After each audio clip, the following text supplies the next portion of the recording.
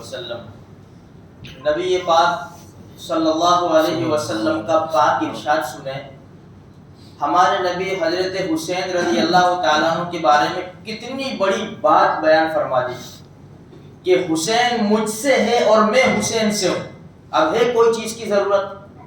جب نبی ایسا کہہ دے حسین مجھ سے ہے اور میں حسین سے ہوں، کتنا بڑا مرتبہ ہو گیا نواسہ رسول کا۔ شعبان میں سن ہجری 4 میں پیدا ہوئے۔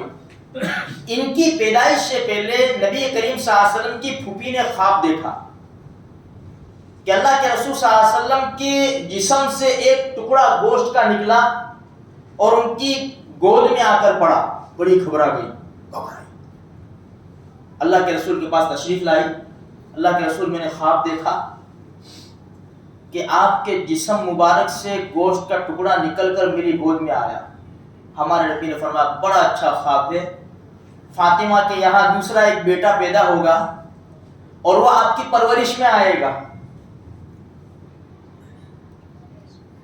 جب حضرت حسین رضی اللہ تعالیٰ عنہ پیدا ہوئے، حضرت حسن کے 10-11 مہینے کے بعد اللہ پاک نے یہ دو بچوں کی جوڑی کو مکمل کر دیا، حسن اور حسین رضی اللہ تعالیٰ عنہما۔ میرے بھائیوں، ان کا بہت بڑا مرتبہ ہے۔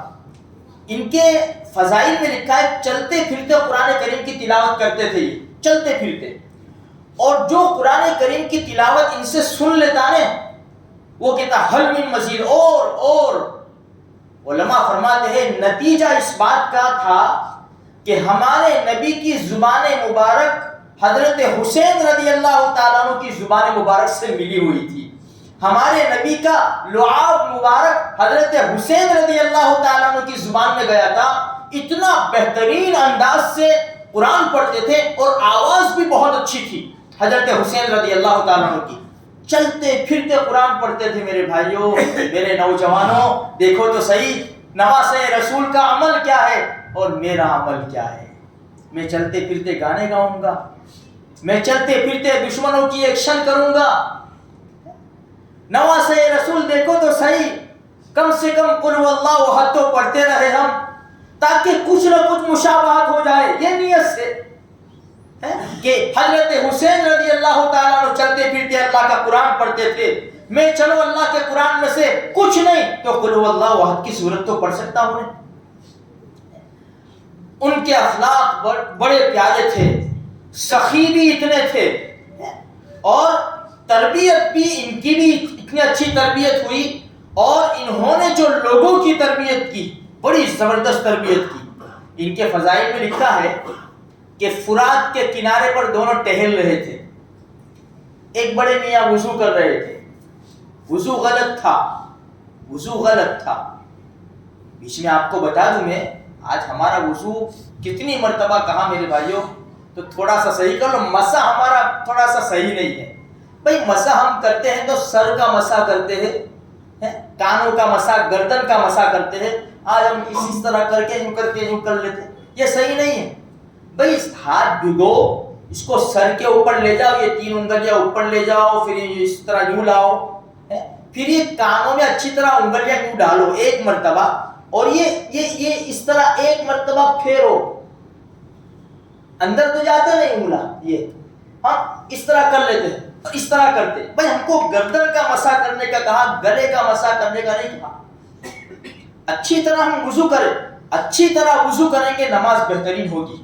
اگر ہماری وضو میں خامی رہ گئی تو میرے بھائیوں، نماز کی کنجی تو وضو ہے۔ جب وضو ٹھیک نہیں ہوگی تو ہماری نماز کا مسئلہ آ جائے گا۔ تو وضو، دونوں نے دیکھا کہ بڑے میاں نے وضو میں گڑبڑ کی، اب کہے تو کیسے کہے، بڑے آدمی ہیں۔ تو دونوں نے مشورہ کیا، مشورہ کرنے کے بعد بڑے میاں کے پاس آ کر بیٹھ گئے دونوں، اور ادھر ادھر کی باتیں کی، اور پھر بڑے میاں سے کہا چچا جان، ہم دونوں بھائی ہیں، ہم دونوں میں ایک مسئلے میں بحث ہو گئی۔ بحث اس بات کی ہوئی، میں کہہ رہا ہوں کہ اس کا وضو ٹھیک نہیں، یہ کہہ رہا ہے کہ میرا وضو ٹھیک نہیں۔ ایسا کرو ہم وضو کرتے ہیں، آپ دیکھ لو کہ ہم میں سے کس کا وضو صحیح ہے کس کا وضو غلط ہے، تاکہ ہم اس کی اچھی طرح وہ کر لے گا، اچھی طرح وضو کر لے گا۔ تو کہا کہ ٹھیک ہے. دونوں نے وضو کیا. بڑے میاں اچھی طرح دیکھتے رہے, بہت اچھی طرح دیکھا انہوں نے. جب دونوں نے وضو کیا اور کھڑے ہو گئے, بڑے میاں نے کہا بیٹا کون سے درخت کے پھول ہو تم, کون سے درخت کے پھول ہو؟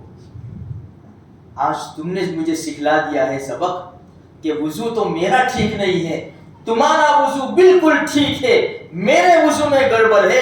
آج سے میں صحیح وضو تمہاری طرح کروں گا.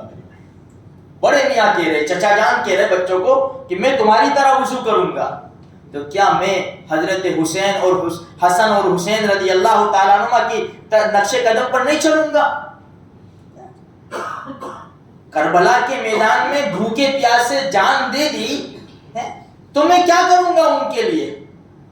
مجھے کچھ تو کرنا ہوگا نا. ناچنے سے تو کام نہیں چلے گا, اس لیے کہ ناچیں گے کودیں گے کل کیا منہ دکھائیں گے, چھپانا پڑے گا منہ. باپ کے مرنے پر ناچا تھا, ماں کے مرنے پر ناچا تھا, چھپانا پڑے گا منہ. اگر ہمیں منہ دکھانا ہے میرے بھائیوں, کربلا کے میدان میں 72 چھوٹا سا قافلہ, 72 بھوکے پیاسے جو شہید ہوئے ہیں, اس میں اہل بیت بھی ہے, نبی کریم صلی اللہ علیہ وسلم کے گھر والے بھی ہیں. ہم ان کو کیا منہ دکھائیں گے؟ تو مجھے اور آپ کو کیا کرنا ہے ہم جانتے ہیں. ہمیں نیک کام کرنے ہیں, ان کے طریقوں پر زندگی گزارنی ہے میرے بھائیوں. یہ وہ ہستیاں ہے کہ دھرتی نے پھر ایسی ہستی کبھی نہیں دیکھی, آسمان اور زمین نے پھر ایسی ہستیاں نہیں دیکھی جس کو نبی کندھے پر کبھی اٹھا رہے, کبھی گود میں اٹھا رہے, کبھی سر کو بوسہ دے رہے, کبھی رخسار کو بوسہ دے رہے, کبھی کہہ رہے حسین منی وانا من حسین, کبھی کہہ رہے حسن حسین جنت کے جوانوں کے سردار ہیں. نماز میں ہے تو پیٹھ کے اوپر ہے, کوئی ایک پیروں کے نیچے سے نکل رہا ہے. کتنا پیار, نبی نماز کو لمبی کر دیتے تھے کہ حسن حسین کو تکلیف نہ ہو. اگر میں یہ اعمال کروں گا تو حسن حسین رضی اللہ تعالیٰ عنہ کو تکلیف نہیں ہوگی, میں ناچوں گا تو تکلیف نہیں ہوگی. اس لیے میرے بھائی تھوڑی سی فکر کرو, تھوڑی سی اپنی خواہشات قربان کرو, اللہ کے لیے قربان کرو, پیارے نبی کے لیے قربان کرو, نواسے رسول کے لیے قربان کرو. مارو اپنی خواہشات, اس میں گناہ کے سوا کچھ بھی نہیں ہے. نیک کام تو مسجدوں میں ملیں گے, قرآن میں ملیں گے, نبی صلی اللہ علیہ وسلم کے طریقوں میں ملیں گے. اللہ پاک مجھے آپ کو سارے مسلمانوں کو صحیح سمجھ عطا فرمائے.